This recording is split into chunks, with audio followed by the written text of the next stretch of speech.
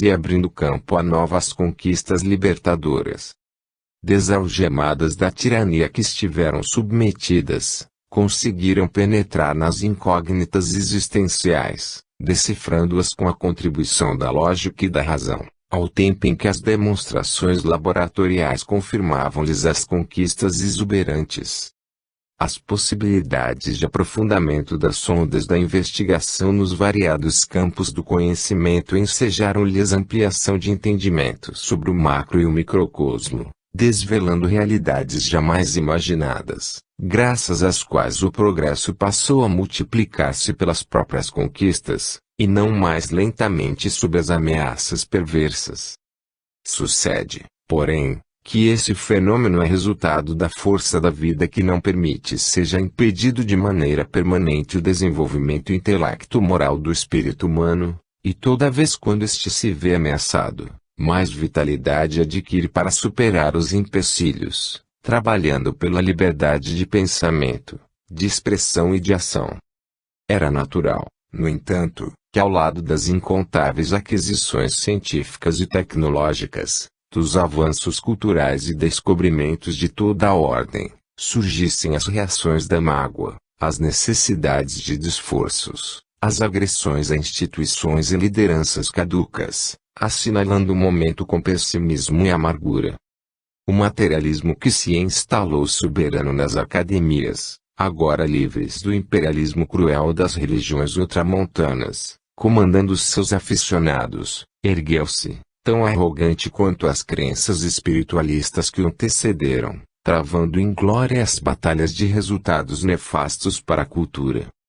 Homens e mulheres notáveis engalfinharam-se em contendas injustificadas, enquanto os cientistas respeitáveis deixaram-se dominar pela necessidade de junto aos pensadores exterminar Deus e a fé religiosa nas mentes e nos corações humanos, dando lugar a um grande vazio existencial.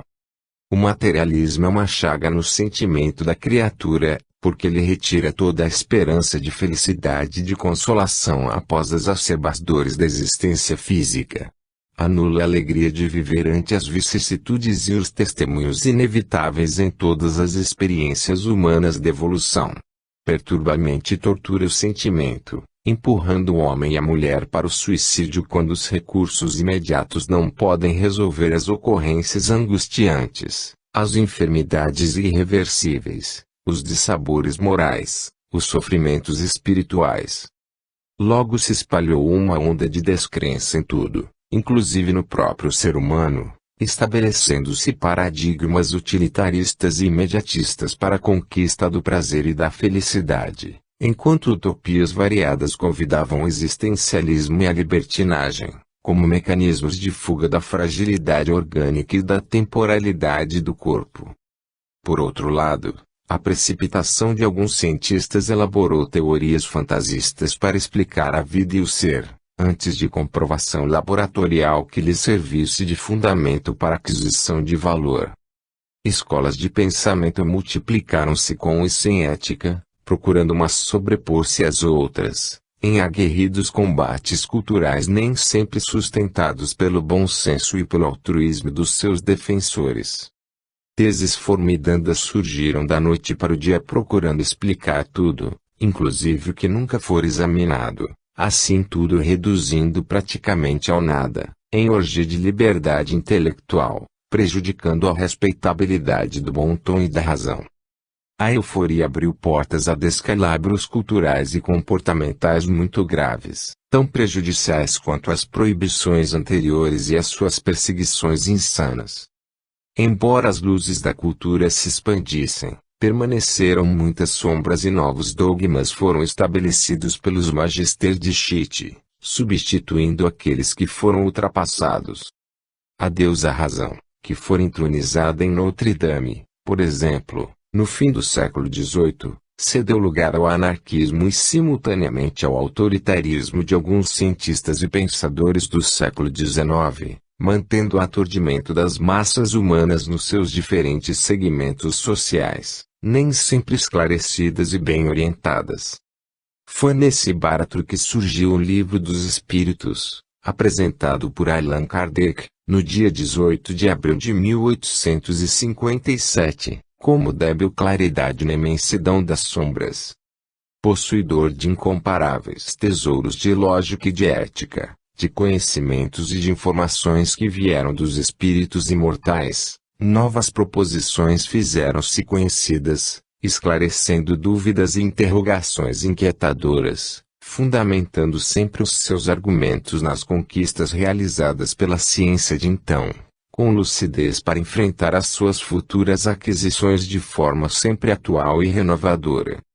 Antecipando Charles Darwin, Allan Kardec apresentou o evolucionismo vinculado ao criacionismo, única forma de compreender-se o processo antropossociopsicológico do ser humano, dando-lhe dignidade e objetivo existencial. Estabelecendo paradigmas de alta magnitude, libertou Deus do antropomorfismo em que o encarceraram através dos milênios, explicando de forma profunda o que são o espírito e a matéria, a criação, a morte e a reencarnação, a justiça divina, os processos de interferência espiritual na conduta humana, as leis morais da vida, as esperanças e as consolações.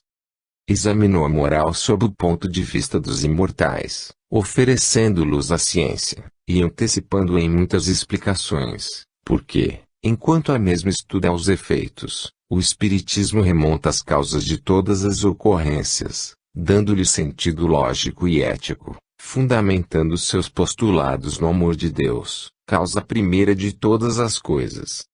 À medida que foi examinado, conhecido e divulgado, tornou-se modelo de doutrina científica, filosófica e moral de consequências religiosas, em razão dos paradigmas que estatui, apresentando o Espiritismo como uma ciência que estuda a origem, a natureza, o destino dos espíritos e as relações que existem entre o mundo corporal e o mundo espiritual. Ciência sui generis, porque não se utiliza dos elementos convencionais que são examinados pelas outras, mas estuda o ser humano em sua estrutura íntima, como princípio inteligente do universo, acompanhando-o após a disjunção molecular pelo fenômeno da morte biológica.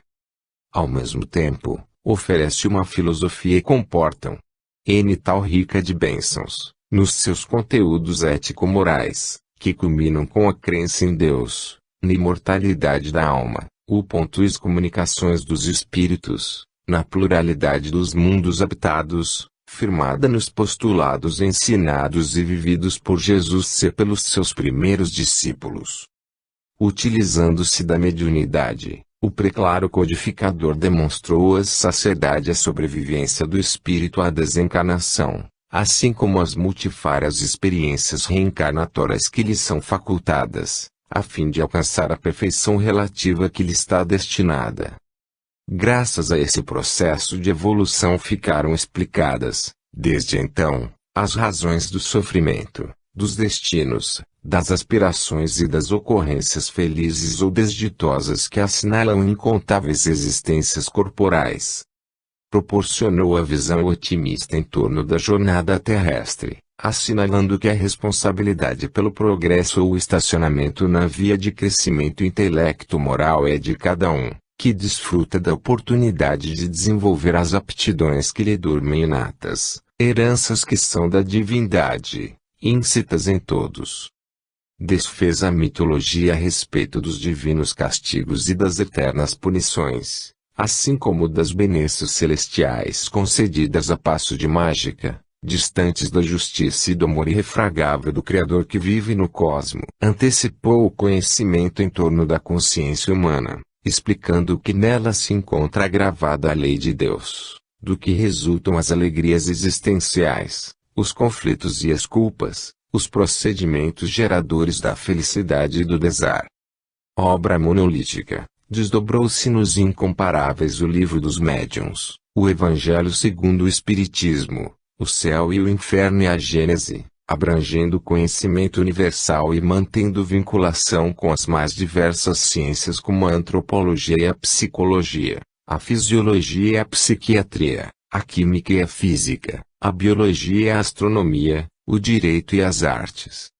Nestes dias, quando o conhecimento atingiu patamares jamais supostos de existir, facultando as comunicações virtuais, as cirurgias com transplantes de órgãos, a implantação de células-tronco trabalhando pelo milagre da vida, as técnicas de regressão a existências passadas, a convivência com as micropartículas e com a biologia molecular, com o genoma humano decodificado, penetrando-se na intimidade do DNA e nas suas estruturas, o livro dos espíritos permanece atual, oferecendo informações de alto significado aos seus pesquisadores. Resistindo a 1,5 séculos de evolução cultural, filosófica, científica e tecnológica, continua sendo a mais completa síntese de informações contemporâneas de que se tem notícia. Pelos milhões de vidas que vem iluminando e libertando do suicídio, da loucura, das aflições, tornando-os felizes, todos aqueles que nos deixamos penetrar pela sua sabedoria, cantamos hosanas, saudando pelo transcurso do seu sesquicentenário de surgimento em Paris, simbolizando o início da era nova do espírito imortal. 19. Os heróis da era nova. Programada a vinda de Jesus Cristo à Terra, as coortes espirituais apresentaram-se espontaneamente para contribuir da melhor maneira possível em favor do mecenato divino. Na política, na arte, na filosofia, tomaram corpo físico espíritos nobres que deveriam desempenhar papel de relevância, a fim de que a doutrina do amor encontrasse ressonância na sociedade sedenta de alucinações e prazeres. O Império Romano ainda se encontrava em plena glória, a grandeza das conquistas e o fausto deslumbrante dominavam quase toda a terra conhecida, demonstrando o poder da força das legiões e da habilidade do governo central. As antes famosas cidades gregas, ora em declínio, contribuíam com filhos ilustres para a grandeza de Roma, na condição de pedagogos, médicos e servidores escravos, embora ainda ostentassem as magníficas edificações do passado e a sua cultura permanecesse esplendorosa, apesar da ausência dos grandes filósofos de outrora. Éfeso erguia-se suntuosa, derramando-se próxima das águas azuis turquesa do Egeu, em pleno fausto da Jônia, na Anatólia, visitada pelos romanos ilustres e outros povos que vinham negociar habilmente e distrair-se nos seus banhos e teatros espetaculares. Ali se encontrava o famoso templo de Artemisa, a deusa da abundância, anteriormente Cibele e mais tarde Diana, a caçadora, uma das 7 maravilhas do mundo antigo. As grandiosas colunas que ornavam produziam deslumbramento nos visitantes e podiam ser notadas desde o mar, a quase 5 quilômetros de distância. Destruído e reconstruído várias vezes, incendiado por um louco, os seus escombros denotam ainda hoje a audácia e a beleza dos seus construtores, inclusive Praxíteles e Escopas, 2 dos mais famosos do mundo que o enriqueceram com estátuas extraordinárias e perfeitas. A deusa era elaborada em mármore polido e ornada de ouro, apresentando as características da exuberância. Por Éfeso passaram filósofos, que lá viveram e legaram à humanidade páginas de inconfundível beleza, quais foram Heráclito, de Éfeso, e Tales de Mileto. Situada em um ponto importante, que liga o Oriente ao Ocidente, era um local de cruzamento entre Mileto e a Jônia. O cidade, envolvente e tumultuada, nas terras de Esmírnia, repousava desde então em verdejante vale cercado de montanhas altaneiras e protetoras, proporcionando-lhe temperaturas agradáveis, embora úmidas, nas diferentes épocas do ano. Suas festividades em abril chegavam a atrair 1 milhão de pessoas, embora fosse habitada por umas 250 mil, que vinham das redondezas, assim como de distantes terras quais Jerusalém e Atenas.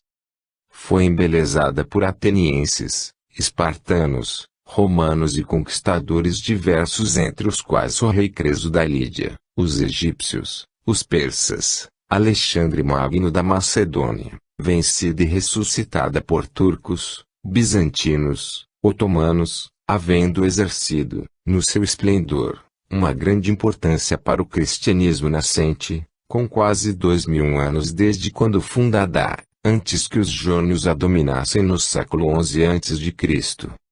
Durante o cruel reinado de Cláudio, que expulsou os judeus de Roma, Paulo, que se encontrava em Atenas, desceu na direção de Jerusalém, passando por Corinto, onde se fez acompanhar pelos amigos queridos Áquila e Prisca, visitando outras cidades, e chegando a Éfeso, ali apresentando a sua primeira exposição sobre Jesus, na sinagoga local. Depois, embora solicitado para que ficasse por mais tempo, prometeu retornar, dali seguindo a Cesareia de onde rumou a Jerusalém. Nesse ínterim, um erudito judeu chamado Apoio, natural de Alexandria, trouxe o verbo inflamado a Éfeso iluminando as consciências que se lhe acercavam, dando-lhes conhecimento da mensagem de Jesus. A cidade capital foi beneficiada pelo apostolado de Paulo, que ali viveu por vários anos e, posteriormente por João, que iniciou nas suas terras a escrita das suas memórias, que passou à posteridade como seu evangelho, tendo erguido sua residência num dos montes periféricos da cidade, onde, mais tarde, passou a residir até a sua desencarnação a Mãe Santíssima da Humanidade. A casinha de pedras foi erguida em uma encosta a uns 350 metros acima do nível do mar entre oliveiras e verdejante relva, mas de onde se podia vê-lo. Os enfrentamentos entre os pensadores gregos, Efésios e outros, aferrados aos deuses ancestrais do seu panteão e os ministros do evangelho nascente, fizeram-se formosos dialeticamente e agressivos emocionalmente. Ao mesmo tempo, o farisaísmo que predominava nas sinagogas erguidas em toda parte onde viviam os judeus, sempre se levantava com ferocidade para combater Jesus, e naturalmente aqueles que se lhe fizeram mensageiros, conduzindo-o ao cárcere muitas vezes esses notáveis espíritos que jamais desfaleciam nas refregas ou temiam qualquer tipo de hostilidade. Paulo de Tarso, que ali esteve por diversas vezes, demonstrou com eloquência incomum a grandeza da palavra do crucificado Nazareno, sensibilizando os ouvintes que se multiplicavam, dando início à construção das primeiras células de discípulos cristãos, conforme os denominara Lucas. Numa dessas ocasiões, no auge do entusiasmo, o apóstolo dos gentios declarou que Jesus se encontrava acima de todos os deuses, naturalmente incluindo Artemisa, que era fonte de renda para a cidade e para artesãos, funcionários, sacerdotes e exploradores em geral. Um joalheiro famoso de nome Demétrio que fabricava miniaturas de prata da deusa, tomando conhecimento de que os deuses fabricados pelos humanos não eram sagrados, conforme Paulo proclamara, receou que a deusa perdesse o prestígio e, por consequência, ele e os demais artesãos ficassem seriamente prejudicados. Deu início a um movimento que atraiu tanta gente ao grande teatro, gritando Artemisa de Éfeso é grande, recitando orações e homenagens, que o ato redundou num pleito, quando as autoridades, por fim, convidaram o apóstolo a abandonar a cidade. Logo depois, João deu início ali ao seu ministério de amor, atraindo verdadeiras multidões, que o ouviam fascinadas. Ele e Paulo tornaram-se os ministros do reino de Deus, enfrentando as vãs filosofias e apresentando a incomparável mensagem do amor do Mestre, atitudes essas que os levaram ao testemunho por diversas vezes, sem os abater ou atemorizar. A coragem desses heróis da Era Nova constitui um dos grandes e fascinantes estímulos para todos quantos desejam servir ao bem, porquanto nada havia que os intimidasse ou lhes diminuísse o entusiasmo no trabalho a que se entregavam. Humilhações, suplícios, cárcere e morte não lhes constituíam impedimento à divulgação da verdade, tão impregnados se encontravam da certeza da imortalidade do espírito, que as suas vidas ainda hoje constituem modelos de abnegação e de sacrifício comovedores. Foram eles e muitos outros que se olvidaram de si mesmos para permitirem que Jesus prosseguisse arrebanhando as multidões, que a mensagem de luz chegasse aos dias modernos, embora as alterações que experimentou, conservando, no entanto, a sua pulcritude nos conteúdos insuperáveis do amor, da compaixão, da humildade, do perdão, da caridade e da sobrevivência espiritual, ainda conduzindo milhões de vidas na direção do Mestre insuperado. Nenhuma edificação do bem alcança sua gloriosa destinação dispensando os heróis da abnegação e da renúncia. Incompreendidos, no início, suportam as dificuldades mais sérias confiantes no resultado dos esforços, vencendo as intempéries de todo tipo, os enfrentamentos mais covardes e rudes, traiçoeiros e ignóbeis, firmes na decisão até o momento em que o triunfo do ideal os aureola com um martírio demorado. O cristianismo é a saga de homens e mulheres admiráveis que, fascinados por Jesus, tudo abandonaram para melhor o servirem, vencendo distâncias imensas sob o sol inclemente e as chuvas torrenciais, dominados pela presença daquele que nunca os abandonou, conforme lhes houvera prometido. Sucederam-se os séculos, e, periodicamente, eles retornaram às grandes Éfesos terrestres, sacudindo a comodidade e revolucionando as ideias, firmes no convite à transformação moral e ao amor em plenitude, pagando o alto preço da audácia da fé que não se mancomuna com os interesses sórdidos dos comensais da ilusão. Com o advento do Espiritismo, trazendo Jesus e sua mensagem de volta, os desafios fizeram-se inadiáveis e, desde os dias de Allan Kardec, espíritos portadores de grande vigor moral tomaram a indumentária e canal para levar a nova revelação à humanidade distraída e desinteressada do reino de Deus. Pagando altos preços de incompreensões e calúnias perversas, de competições desastrosas e perseguições doentias, eles seguindo altaneiros com os sentimentos colocados no mestre de amor, superando-se a si mesmos e colocando marcos definidores dos tempos, a fim de que, aqueles que virão depois deles deem prosseguimento ao programa de libertação e de felicidade. Eles sabem que são os desbravadores, os audazes desmatadores da ignorância, e que o seu ministério é o de quebrar os tabus, vencer as hostilidades, suportar o peso das injunções penosas, facilitando a tarefa dos porvindouros apóstolos do bem. Incansáveis, prosseguem, anônimos uns, conhecidos outros, todos, porém, unidos na causa comum da doutrina espírita, de forma a torná-la conhecida pelas suas palavras lúcidas e sábias, respeitada pelos seus atos desataviados e transparentes, pela sua coragem de não revidar o mal com outro mal, uma com outra calúnia, não se permitindo transformar em inimigo de outrem, felizes e certos da vitória final. Esses heróis que se consomem na condição de combustível do lume que derrama claridade por onde passam, encontram-se sob o amparo do seu Senhor, conforme Paulo, João Evangelista, Barnabé, Pedro, Tiago e todos os pioneiros da nascente doutrina de Jesus que modificou a história da sociedade, preparando o campo de lutas para este momento de ciência, de tecnologia, de conhecimentos filosóficos e éticos, de arte e beleza, de telecomunicações e convivência virtual, quando o Espiritismo implantará na Terra com os seus paradigmas grandiosos a sociedade feliz e livre da ignorância para sempre.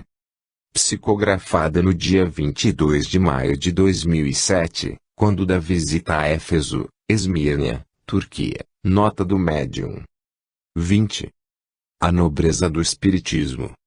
O egrégio codificador definiu o Espiritismo como uma ciência que trata da natureza, origem e destino dos espíritos e das relações que existem entre o mundo espiritual e o corporal. Não se trata de uma ciência comum, aduziu com sabedoria, porque o elemento com que trabalha não se submete aos caprichos dos investigadores como ocorre em outros ramos das ciências convencionais. Trata-se de um vasto campo de observações, graças às quais são demonstrados os fatos que lhes servem de patamar científico para a estruturação dos paradigmas em que se sustenta. Portador de uma filosofia lógica e otimista, mantém como suporte de segurança dos ensinamentos a experiência de laboratório através da mediunidade, e utilizando-se da insuperável contribuição das reencarnações, explica ao ser, o seu destino e as ocorrências que lhe dizem respeito no transcurso da evolução. Desvelando e atualizando os ensinamentos de Jesus, alicerça-se na ética moral preconizada e vivida pelo Mestre de Nazaré, assim como pelos seus primeiros apóstolos, que se tornaram o adubo de vitalização da mensagem inconfundível do amor. Possuidor de uma lógica de bronze, dispensa todos e quaisquer tipos de superstições e exterioridades muito ao agrado das personalidades fúteis e irresponsáveis que pretendem conseguir a paz interior através dos cultos externos frívolos e das promessas vãs, em vez do esforço que deve ser empreendido em favor da própria transformação moral, condição indispensável à harmonia pessoal.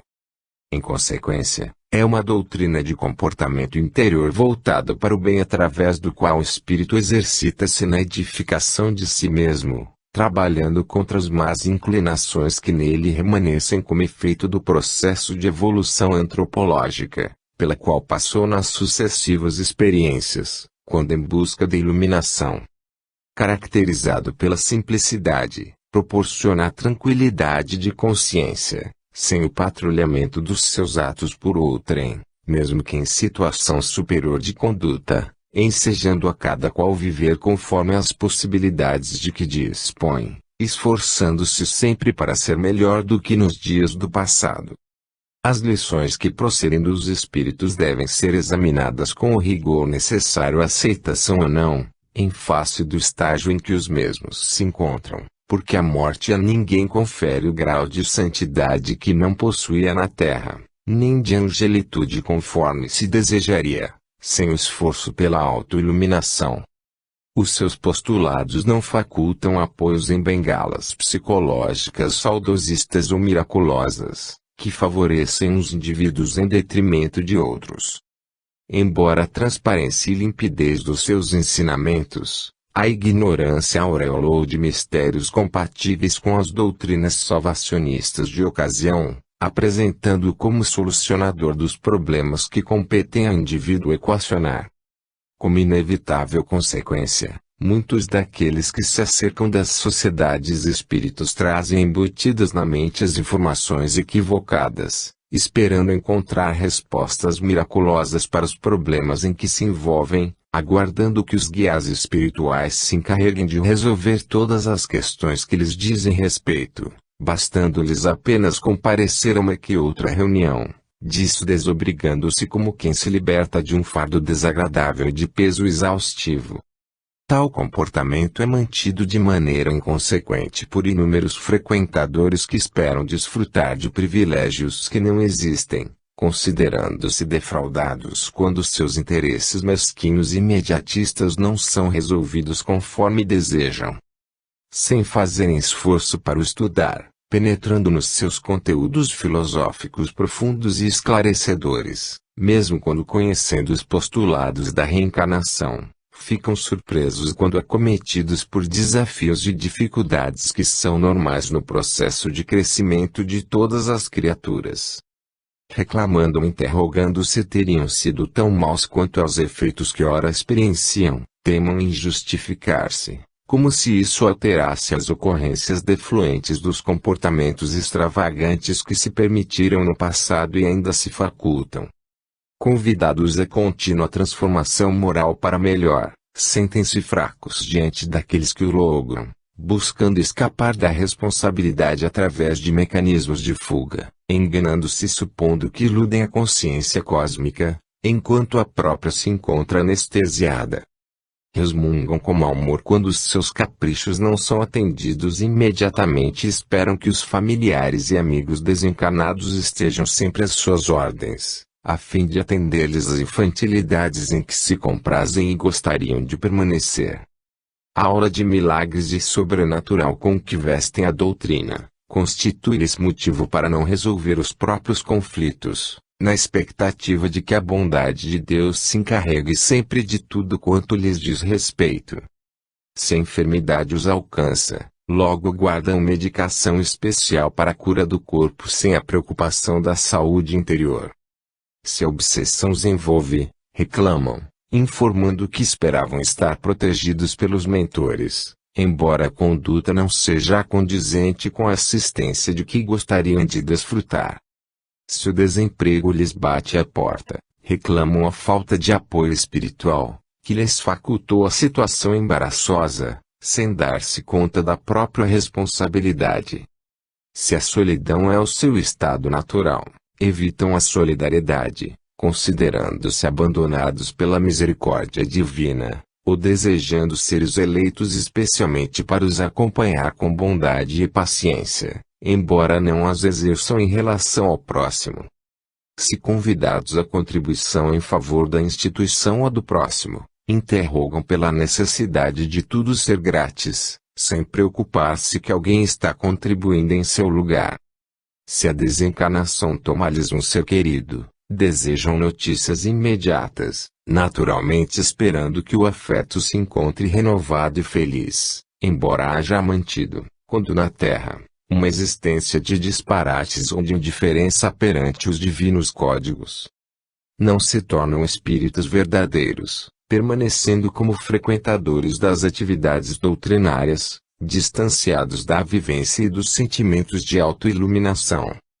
Alguns outros, porém, arvoram-se, muitas vezes, em defensores da sua pureza doutrinária, arrogantes e agressivos, como se o espiritismo deles necessitasse, ficando ao abandono quando forem colhidos pela desencarnação.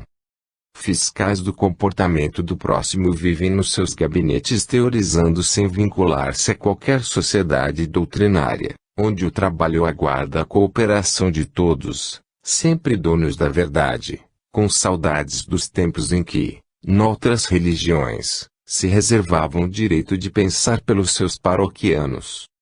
O Espiritismo é doutrina de foro íntimo, de conduta pessoal, que não necessita dos oportunistas que desejam sobressair no conjunto, mediante comportamentos e exigências que têm apenas o valor que eles próprios lhes atribuem.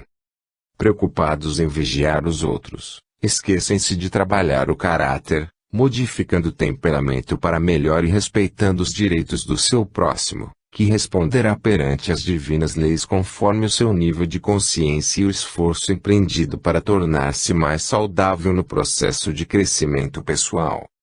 O Espiritismo dispensa uns e outros, porque a doutrina é incorruptível e ninguém a consegue macular ou distorcer os seus paradigmas excelentemente expostos pelo egrégio codificador na obra com que enriqueceu a humanidade. O Espiritismo avançando com o progresso jamais será ultrapassado, elucidou Allan Kardec, porquanto se for comprovado que está em erro em algum ponto, o mesmo será abandonado, seguindo com a ciência, o que ainda não ocorreu, porquanto, a cada momento, a ciência nas suas diversas doutrinas confirma-lhe a superior qualidade dos ensinamentos, porque ele estuda as causas, enquanto a ciência estuda os efeitos. Estudar, portanto, o Espiritismo, para vivê-lo com segurança e harmonia, é o grande desafio para todos aqueles que desejam encontrar as respostas para as interrogações existenciais e harmonia interior. 21. Obra insuperável. Numa rápida evocação em torno dos grandiosos legados da cultura e da civilização do passado, são encontradas as notáveis obras do pensamento humano, orientando a criatura terrestre. Desde o Código de Hammurabi, assinalando as diretrizes morais e legais para a sociedade, fomos honrados com as obras monumentais que dignificam a humanidade, e que verteram do alto como sinfonia de bênçãos, a fim de que a vida pudesse receber o respeito e a consideração de que se faz credora. A Índia gloriosa de há mais de 6.000 anos, transferiu para todos os séculos o Vedanta, reunindo livros de transcendentes informações sobre a mortalidade, a ética, os deveres morais e sociais. O Egito liberou da intimidade dos seus santuários o livro dos mortos, despertando as criaturas para a sobrevivência do espírito, e, por consequência, os códigos morais para a continuidade da vida. Das reflexões profundas e místicas dos santos do Tibete, a sociedade herdou o livro tibetano dos mortos, orientando os seres humanos para a conquista da plenitude.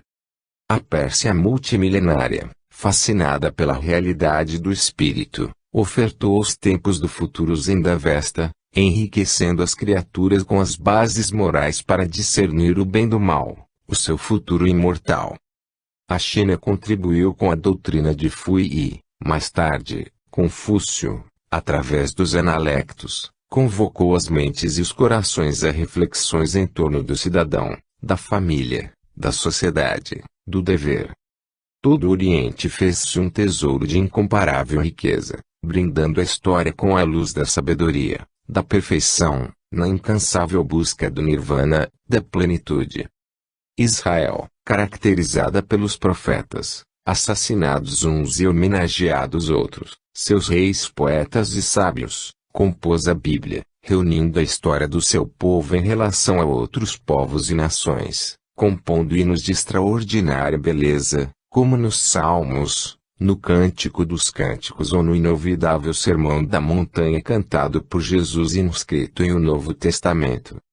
Toda a história da vida de Jesus é a saga da autoconquista, da superação das paixões asselvajadas, do primarismo do espírito, desvelando o reino dos seus adormecido no imo de cada um, tornando-se o guia seguro para todos os séculos.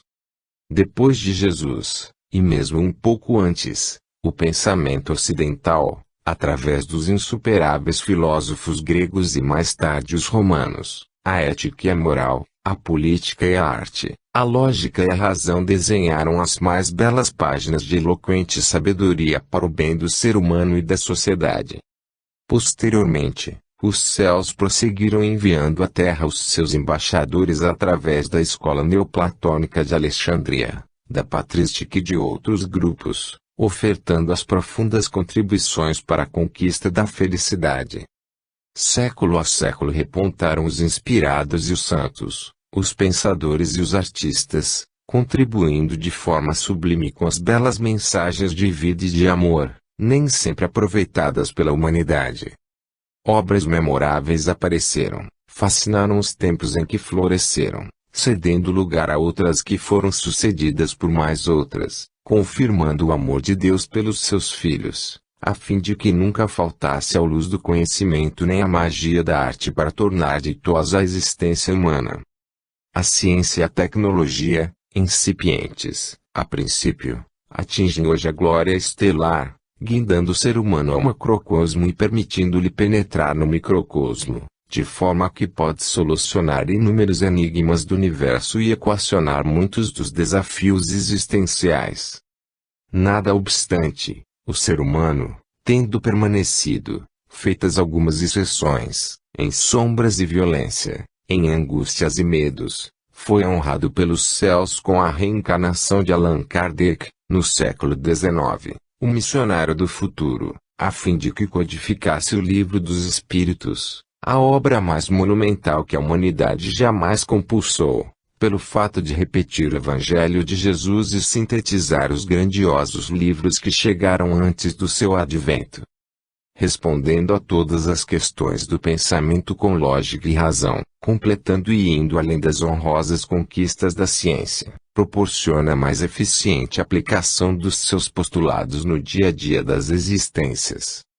Superando a teologia ancestral, inicia sua gloriosa síntese com Deus e encerra sua excelsa mensagem com as esperanças e consolações, após dirimir todas as dúvidas existentes, iluminando as sombras da ignorância cultural. Granítico, na sua estrutura, vem resistindo aos avanços do conhecimento e permanecerá incorruptível e insuperado diante das avançadas conquistas da atualidade. Estudá-lo, para melhor esculpi-lo no imo, é dever de todos aqueles que anelam pela conquista da plenitude. Divulgá-lo por todos os meios ao alcance, constitui compromisso inadiável por todos aqueles que se iluminaram com a constelação estelar das luzes de que se faz portador. Respeitá-lo, mediante o estudo sério e digno, é a maneira de agradecer-lhe a existência durante estes 150 anos desde a sua publicação, libertando consciências e consolando corações. Agradecidos a todas as obras missionárias da humanidade, aos apóstolos e aos embaixadores do Cristo que têm trabalhado pela dignificação humana, somos reconhecidos especialmente a Allan Kardec, o preclaro codificador do Espiritismo que nos ofertou o Livro dos Espíritos, esse monólito indivisível que se vem tornando a base do conhecimento dos seus para a humanidade de todos os tempos do futuro. 22. A arrogância. Cegueira da inteligência e soberba do sentimento, arrogância filha espúria da presunção egoísta. Expressa-se de várias formas, asfixiando em ergástulo hediondo aquele que se lhe permite o domínio. À medida que o ser humano se esclarece, adquirindo mais amplos conhecimentos, por certo melhor identifica a grandiosidade da vida e do cosmo, percebendo quão pequena é a parcela do entendimento de que dispõe.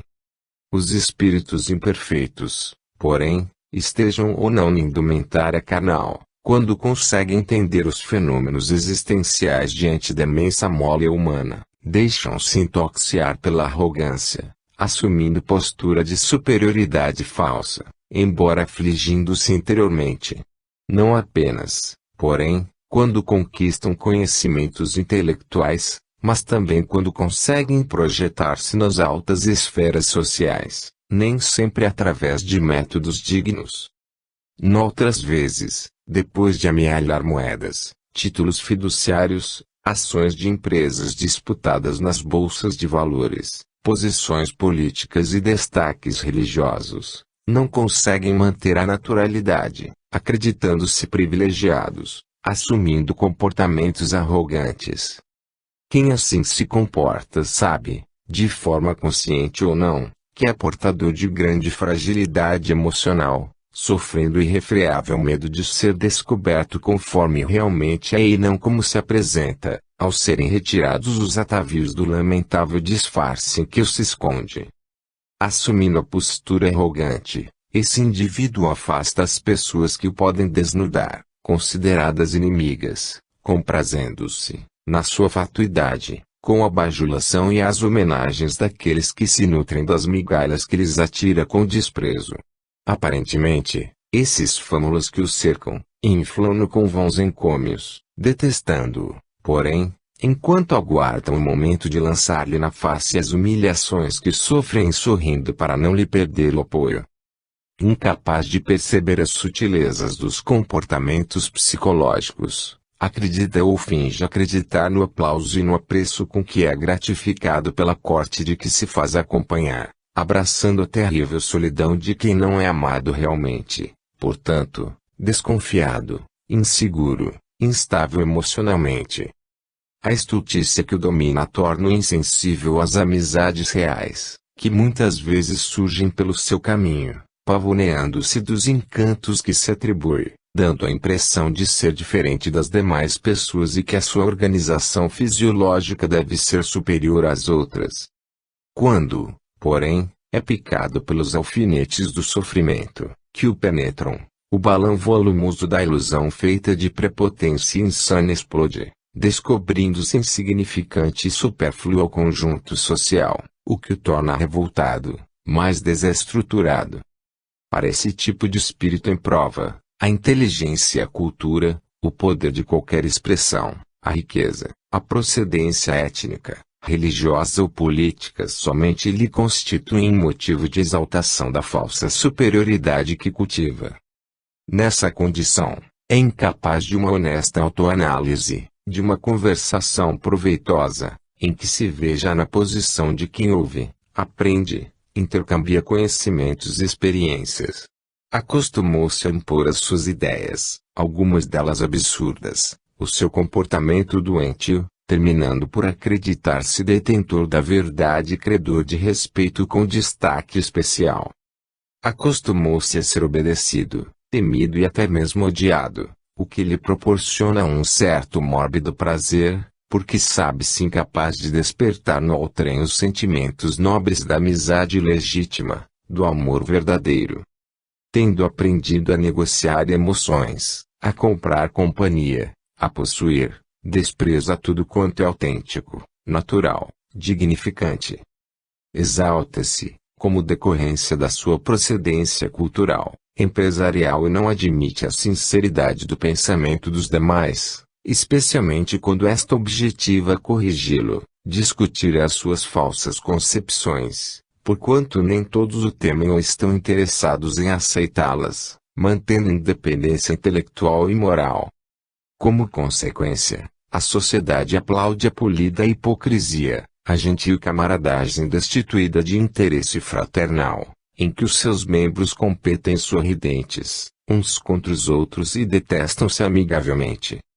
Narra Platão, que Sócrates, ao ser condenado à morte, após o vergonhoso processo e julgamento arbitrário a que foi submetido, ouviu do juiz o libelo sobre a pena máxima que lhe seria aplicada. Muito tranquilo, na grandeza da sua sabedoria, não demonstrou qualquer surpresa ou desagrado, antes, pelo contrário, respondeu: todos quando nascemos já nos encontramos condenados à morte. E permaneceu absolutamente sereno, porquanto ninguém poderia matá-lo, mas sim, ao corpo, à roupagem e, por ela, mantinha somente o respeito que se tem pelo veículo que enseja a movimentação e facilita o progresso. Noutra ocasião, muito antes do julgamento infame, ao ser informado por outros pensadores de menor porte em sabedoria, que o Deus Apoio lhes houvera dito em Delfos que ele era o homem mais sábio da Grécia, indagaram-lhe zombeteiros: tu crês que és, realmente, o homem mais sábio de toda a Grécia? Sem perturbar-se, o mestre redarguiu: penso que sim, pois que sou, em toda a Grécia, o único homem que sabe que nada sabe. Enquanto os arrogantes pigmeus surpreendiam-se com a resposta do filósofo, ele permaneceu idealista, sem qualquer jactância, dialogando com aqueles que se lhe acercavam, pois que, essa era sua proposta: iluminar consciências. Sinônimo de sabedoria é o comportamento humilde, em razão do entendimento em torno do infinito saber. O arrogante exuda antipatia, produzindo animosidade e gerando reações negativas em todos aqueles que se sentem excluídos, expulsos dos seus relacionamentos ou mesmo de outros que são obrigados a conviver em razão de compromissos ponderáveis. O ser nobre, fadado à grandeza e ao sólio da plenitude, comporta-se de maneira saudável, sem qualquer orgulho, especialmente em torno do que dispõe e com facilidade muda de mãos, da cultura ou da fama que passam, da juventude e da beleza de efêmera duração. O sofrimento do arrogante, observando as inevitáveis mudanças que o tempo e as circunstâncias lhe impõem, é de alta magnitude aflitiva. Em O Retrato de Dorian Gray, a monumental obra de Oscar Wilde, essa personagem arrogante firma um pacto com as forças do mal, a fim de preservar a juventude por longo tempo. Entretanto, à medida que permanece a aparência, no seu retrato vão sendo gravadas todas as infâmias que pratica, terminando a malfadada existência através do autocídio. Na obra monumental de Goethe, Fausto, Mefistófeles encarrega-se de proporcionar o atendimento às paixões daquele que o trouxe à terra, fátuo e arrogante, mas que na fuge da consumpção pela morte e pelo desespero. Desde que em todos os aspectos humanos a arrogância é detestável e infeliz, como considerá-la no comportamento de um cidadão que adota os postulados espíritas?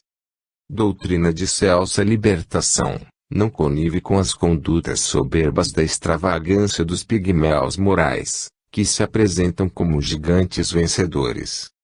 Quando o ínclito codificador Allan Kardec foi convocado para apresentar ao mundo, o insigne sábio de Lyon teve a grandeza e humildade de indagar os egrégios guias da humanidade, e se eu fracassar? Ao que lhes responderam com a mesma lealdade: outro te substituirá.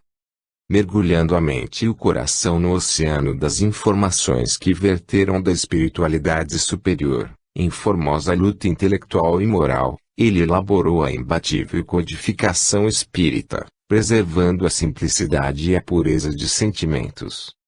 A sua humildade expressava-lhe a grandeza moral, enquanto os arrogantes das academias e das religiões ortodoxas que o combatiam, fracassaram, À medida que a obra do Cristo redivivo foi atingindo a sua finalidade, que é iluminar as consciências humanas e orientá-las no rumo da felicidade.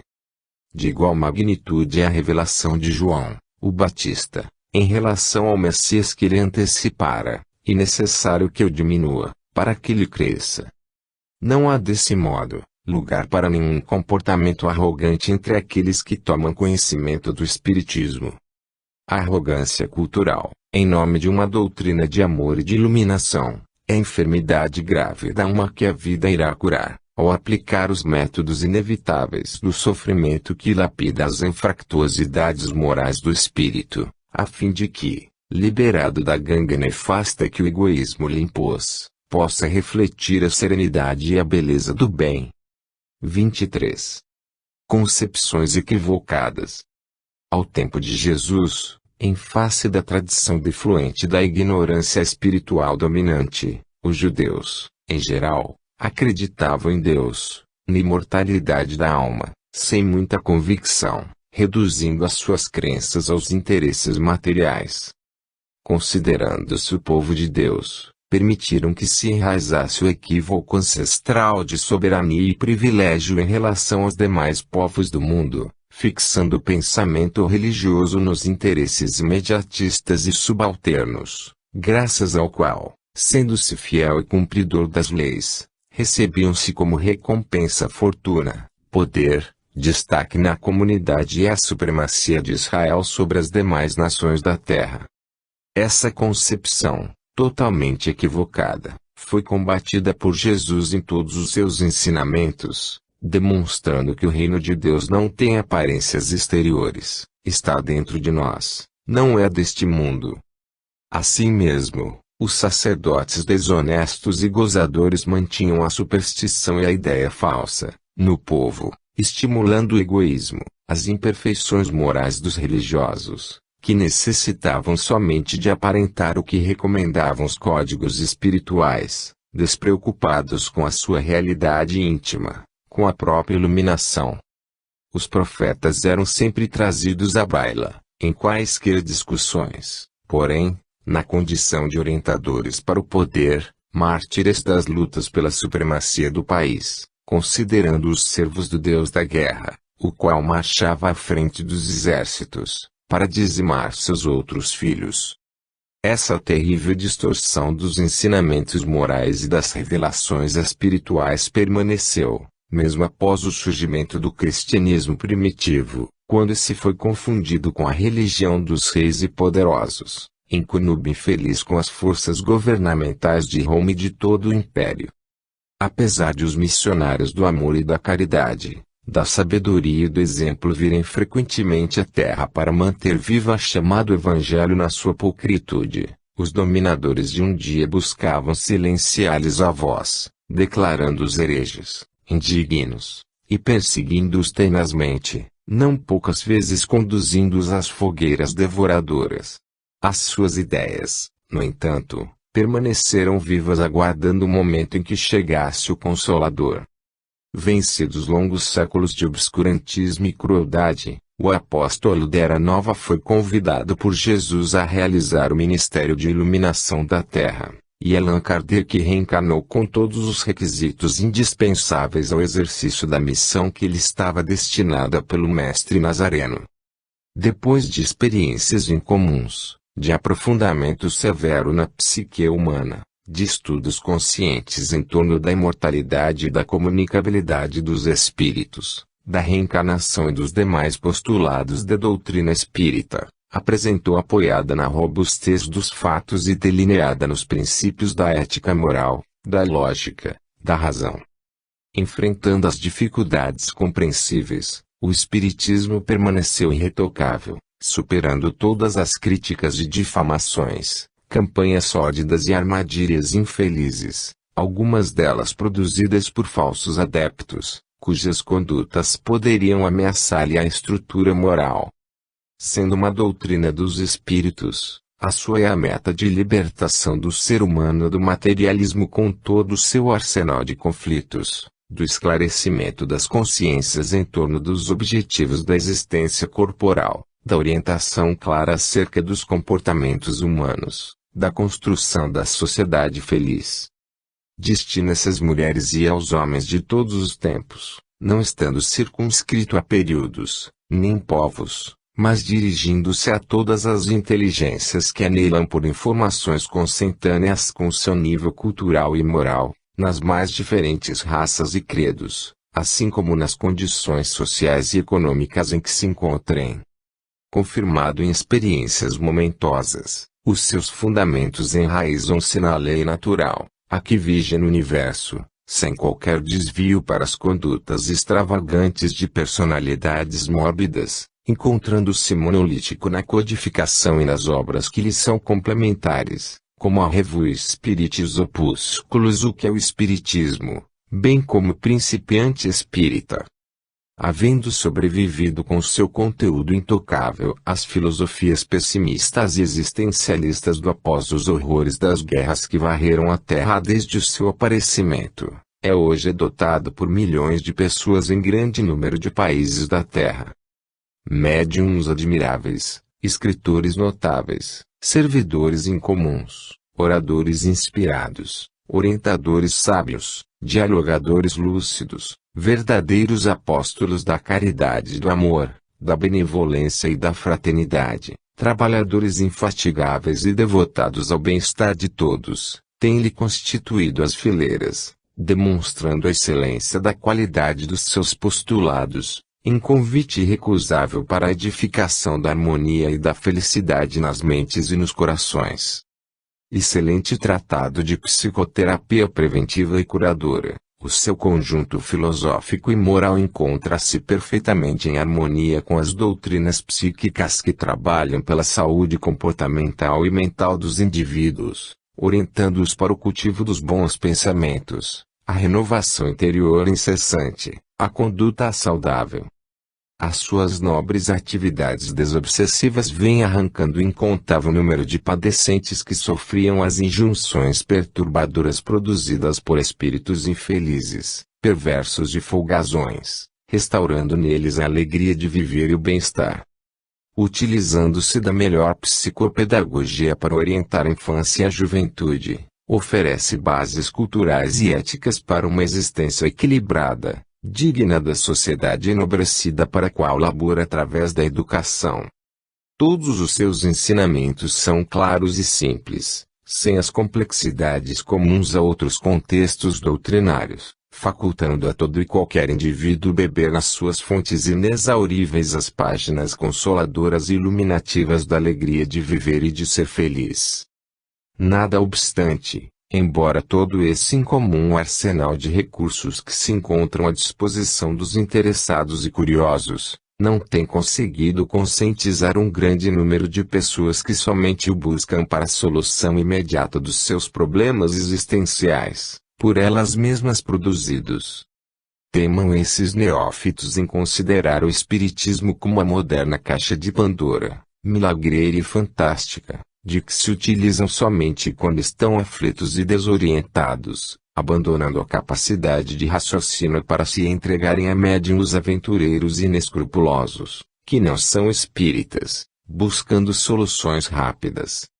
Muitos outros, por se acreditarem frequentadores de sociedades espíritas, descomprometidos com o aprendizado e a iluminação pessoal, supõem-se indenes a quaisquer ocorrências de sofrimento e provação, mesmo informados dos postulados doutrinários, fingindo acreditar que os espíritos nobres têm a obrigação de poupá-los às dificuldades naturais do processo de evolução, por se apresentarem como espíritas.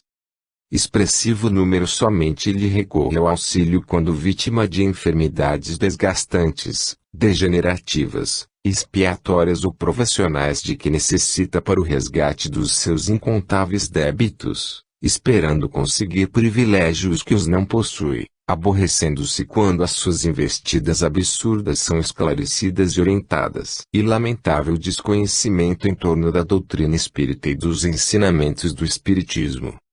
Acostumados às religiões ortodoxas que premiam e castigam, que transformaram Deus num fantoche que se permite sensibilizar com oferendas materiais e sacrifícios supérfluos que nada custam, diante do Espiritismo, que é doutrina racional, adaptam-no à sua maneira de crer e de ser, esperando respostas compatíveis com o seu nível de ignorância sobre o mesmo.